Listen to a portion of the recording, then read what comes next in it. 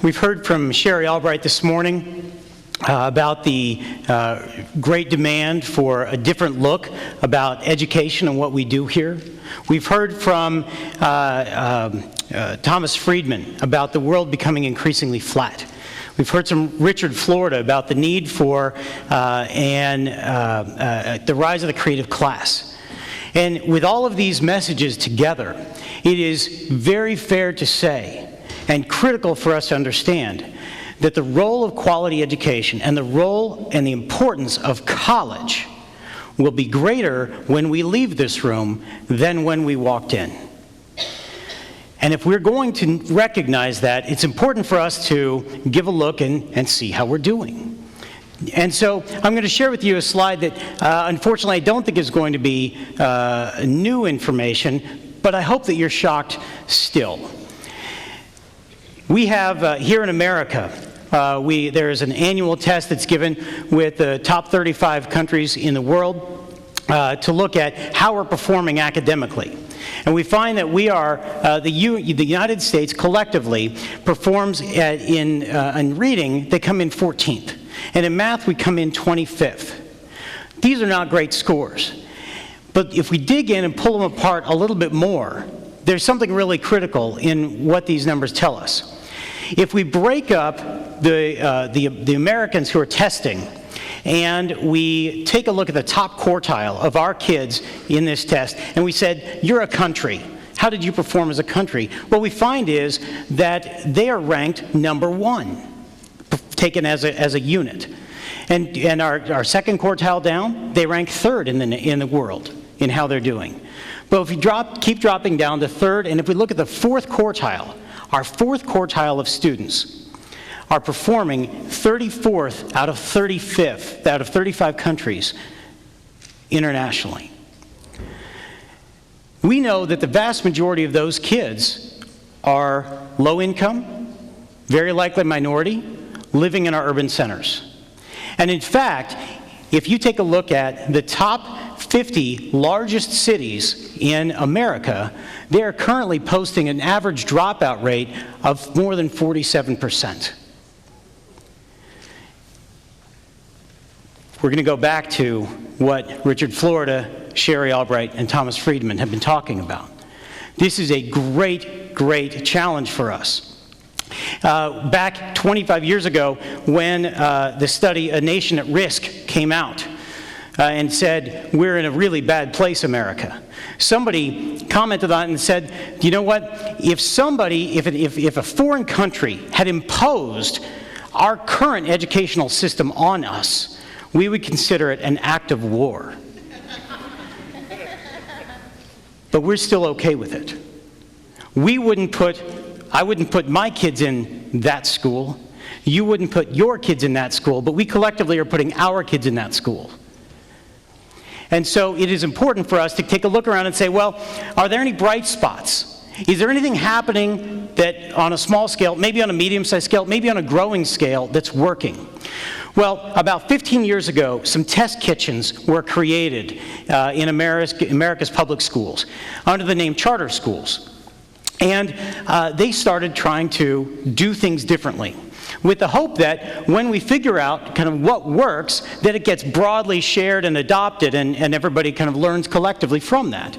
And so these schools have been doing this work and generating significantly different results. Some of the names you may recognize, schools like the Yes College Prep, KIPP Academy, Uplift Education, Idea Public Schools, Achievement First, Noble Street, Uncommon Schools, that these schools taken together are working, they are accepting students by lottery with no test for admission, no screening process. They're working in the same urban core as these schools that we're looking at that are significantly failing us. And they are generating dramatically different results. Taken collectively, these schools are posting dropout rates that are down in the single digits, and they're having more than 80% of their students matriculate to college. That would be dramatic results for any demographic. But considering that they are working with the fourth quartile, these results are astonishing. And so it's up to us to say, well, are we learning anything from that? What do they do? What do they do? And really, if you look at it, it comes down to two things. One, there's better teaching, and there's more of it. This is not a brand new idea. Better teaching, more of it. And what I'm going to say is that both of those things come back to having a school leader, a principal, who's in a position, who is well-trained, and giving the authority and the autonomy and support to create truly fabulous schools. I'm going to ask you to go back in your mind to middle school for a moment, or high school if that's more comfortable. Odds are good that you were in a middle school or a high school where you had math class for about 45 minutes a day. You have about 45 minutes of math. Might have been 42, might have been 48, but you have about that of math, about that much reading, about that much science. And what research has shown over time, over any demographic, is that teachers, again and again, are spending about 1/3 of their classroom time on classroom management, correcting misbehavior, asking students to sit up, asking for the homework again, 1/3 of their time. So if you think back, this feels about right, that in a 45-minute class period that you had for math, really only 30 minutes of it were effective instruction. So we could reflect that kind of like this. And this is what's happening in traditional public schools. It has been for a very, very long time, and it's not enough.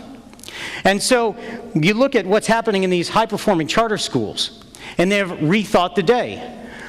Their days often go from 7:30 in the morning to 5 o'clock p.m. They have school on Saturdays. They have extra school in the summer. For each hour that traditional school does, they put in almost an hour and a half. And they take that extra time and they put it back into the core classes. So instead of having a 45-minute math block, you've got a 90-minute math block. Instead of having 45 minutes of science, you've got 90 minutes of science. And then beyond that, because you have well-trained teachers who are desiring to work for well-trained and highly capable principals with the autonomy to create great cultures, they don't need to spend 1/3 of their time on classroom management. They can create the kind of school culture and classroom culture where literally less than 1% of the time is spent on classroom management, which ends up looking like this. So instead of having 30 minutes of effective instruction, we're at 89. So we're looking at almost 3 times as much effective instruction happening in these schools. That's the more of it part, right? I want to tell you a story. 10-ish years ago, I was finishing a master's degree in school administration. And I sat down with my professor, Tom Sergiovanni, and I said, Tom, how do I start a career in school administration? And he looked at me very frankly, very quick answer. He already knew this, I guess, and he said, Mark, you have to start your own school. Well, I don't know what you're talking about. I don't know anybody who's done that. Why? And he said, well, no one's going to hire you, Mark. What are you talking about? I'm one of your top students in class. I'm a pretty successful biology teacher. I'm doing a good job. And I said, why would nobody hire me? And he said, well, you're argumentative. And you challenge tradition. And you always think there's a better way to do something. And you don't respect authority for authority's sake. There's no place for you in public schools. And I slightly taken aback, but he was honest. So the other part, he said, look, if you follow that path, you are going to spend 7 years as a middle school AP, 7 years as a high school AP, assistant principal, and then by the time you become a principal, a child could have gone from kindergarten to 12th grade, and you never ran a school. And by the way, you'll quit, because you'll beat your head against the wall so many times that you're not going to make it. And then he threw in at the end, and your ideas might work. Like, all right, good talk. So let's take a look at what the role of a principal really looks like. Was he right? Well, we know, if you think back to the principals that you know, they have very little ability. They walk into a school and they say, you're the new principal. You walk into a school, you take who's there. Whoever's teaching there, that's who you've got. It is extraordinarily difficult and wildly rare to ever remove a teacher or to fire a teacher. Very difficult to do. And when you hire a teacher, in districts, you have to go from the transfer pool first, which oftentimes are the teachers that somebody else said, please move on, because they couldn't fire them. So they transfer them instead. And so you've got to hire from there. Almost never do you hear of a public school principal trying to recruit a great teacher. Why don't we hear of that? It doesn't happen. And then you look and say, okay, well, they don't have great control over who works there. But they don't have control over the curriculum, because that's central office. And you don't have control over the textbooks or the technology, because that's central office, or the heating and cooling in the building, or what color the walls are, or whether or not the students are wearing uniforms, or what the uniforms look like. You don't have control over how long the school day is, or what they're doing in that day particularly. Central office defines all that. You have extraordinarily little control over what's going on. And so it looks like this. We have this huge, huge list of things that are levers that you do not get to pull. And beyond that, you have control over less than 1% of your budget. Less than 1%. I have a friend that teaches, or is the principal of a high school with about 450 kids not far from here. 450 kids generates about $4 million in revenue from state and federal. This principal has discretionary control annually of $30,000. $30,000 out of a $4 million budget, so we're less than 1%.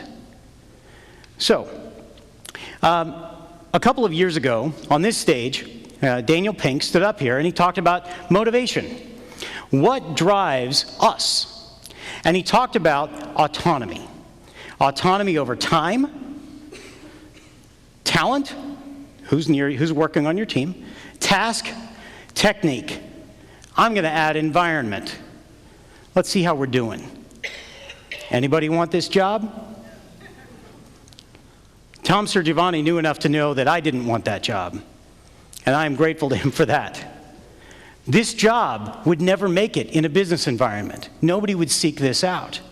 This job wouldn't make it in a nonprofit environment. But for some reason in public schools, this is what we do. And what was happened is we've created a vicious cycle where the job has so little autonomy that a lot of people who are innovative and bright and really going for it and really want to create greatness, they don't take this job. They don't look for this job. They don't walk towards this job. And so this is what we get. That when you want to go to a master's program, you have to take something called the GRE, which is an SAT for going to master's programs. And there are 284 different programs you can choose. Astrophysics and philosophy and things like that. Turf management is one of them on there.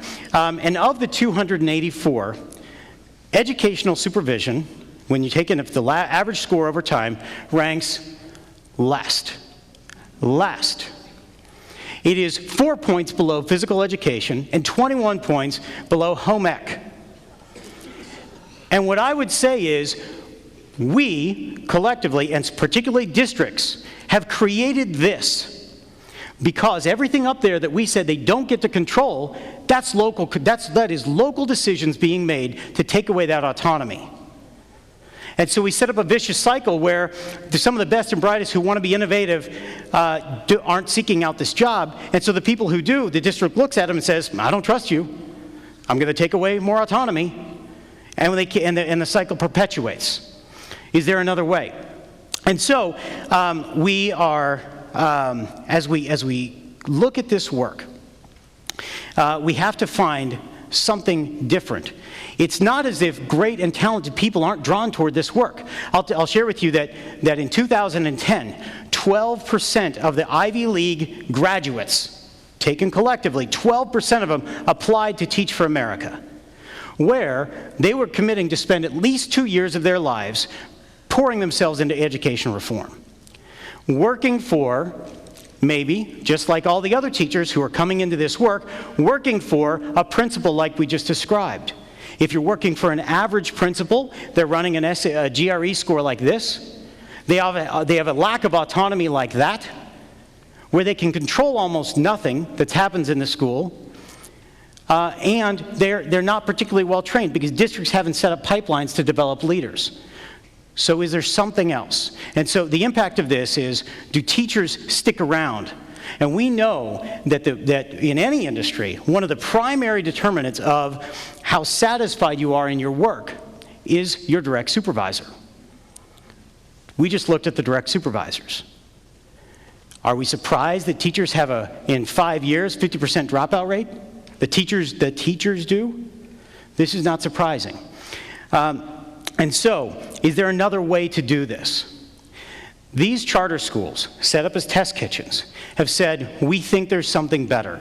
And so instead, we are going to create a leadership pipeline where we take brilliant instructors, build them up into being instructional leaders thoughtfully over time, where we train them in finance and operations. We train them in adult management. We train them in vision casting. We train them in all of these things and then give them the autonomy and the support to create truly great school cultures. And when they do that, we find that the teachers, great teachers, flock to them, and they want to teach in those schools. And when they do this, the results are unprecedented. So now we know this works. And first it started with just 2 or 3 charter schools, and now then it grows to 50, and then it grows to 300. And now there are, in these high-performing charter schools, more than 200,000 students who, year over year, are proving what is possible. The idea of the test kitchen didn't really pan out, because education is the one area where great ideas don't particularly travel. And so, having a great idea, spreading it around, not necessarily going to happen. But if we use this instead, we continue to grow to scale. These high-performing charters grow in double, triple, quadruple in size, taking up market share and proving what's possible, and then using the idea of co-opetition, meaning I'm going to give and share with you everything that we do. And I want you to use it, and I'm going to ask you for what's best about your work. And if we all do that and we compete against each other, then what ends up happening is the kids win. And the dropout rate changes or gets cut in a tenth. And the college going rate changes dramatically. We no longer get to say, we don't know how to do this. 30 years ago, maybe. Today, absolutely not. We know how to do this work today. We no longer get to say, we're not sure if there's enough evidence. The only thing that we get to ask is, what will we do for our kids?